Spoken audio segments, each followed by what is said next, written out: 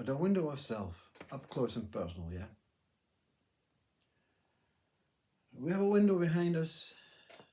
That's a world, the projected world, that loving nature. And we have a window in front of us, a device, a mirror, to reflect our human appearance, our human existence. So there's here and there's there, apparently. Is there a desire to be out there more than in here? In here? Is there some sort of need to go to a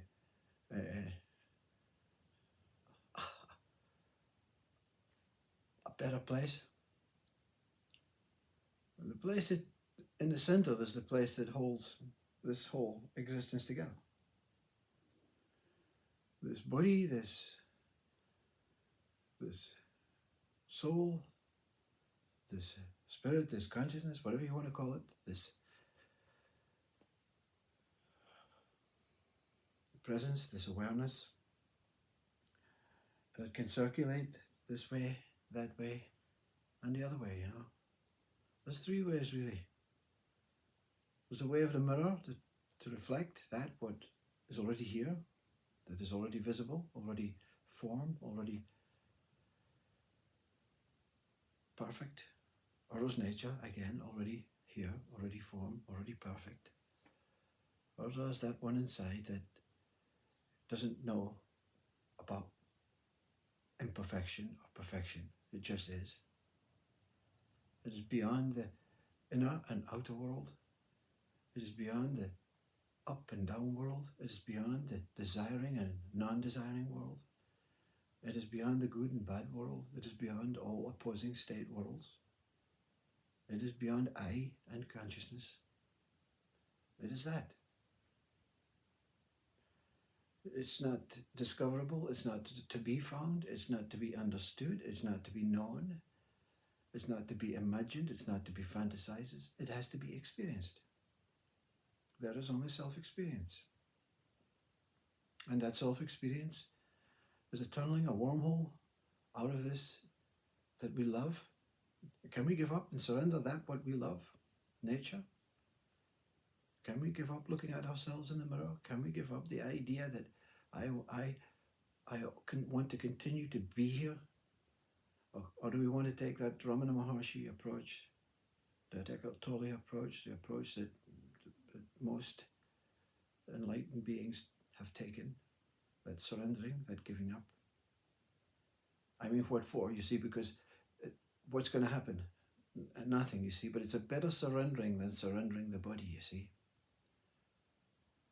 In a period of complete mental illness and depression and stress and anxiety, in a world of mind and ego that is antagonizing each, and even young children now, don't surrender to the body.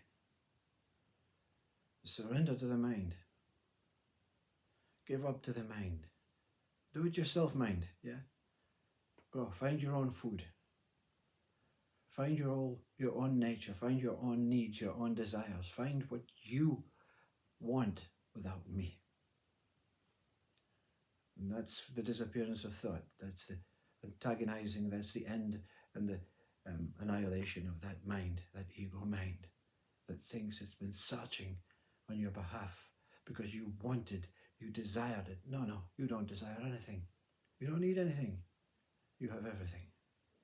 You have that on that window, and you have this on this window, and you are free from all windows at the same time. Don't surrender to this. Don't surrender this body. This body is an incredibly vital and magnificent and highly sought after a piece of equipment by so many other beings waiting for their transition, their opportunity to do better than you. But what is it you have to do? You see, what is it that you have to need and desire and want just to be content with life? What is it that you have to have that is not here right now, outside of breath and inside of breath? The way out, in. The way in, out. Breath. The space between the in-breath and the out-breath, the space between that thoughts, if you get the opportunity, because they come like trains, steam engines. The space between the thoughts, the space between the fingers, the space between I and consciousness, the space between the breath is the space where you fall into the lap of the gods. You fall into emptiness, you fall into self, you become a Vedanta monk, you become a Zen monk, a Dzogchen monk, a Buddhist monk, you become a Christian monk, a Catholic monk, a Sufi monk, a Hindu monk. You become all these things at once, because all these things are available in this place that you are. I don't know what to say other than that. There's nothing to say other than that. And Papaji points up when someone asks Papaji, who are you, Papaji? And Papaji disappears. That form disappears. His mind disappears. The idea that he is a person disappears. He opens his eyes and he says, I am that.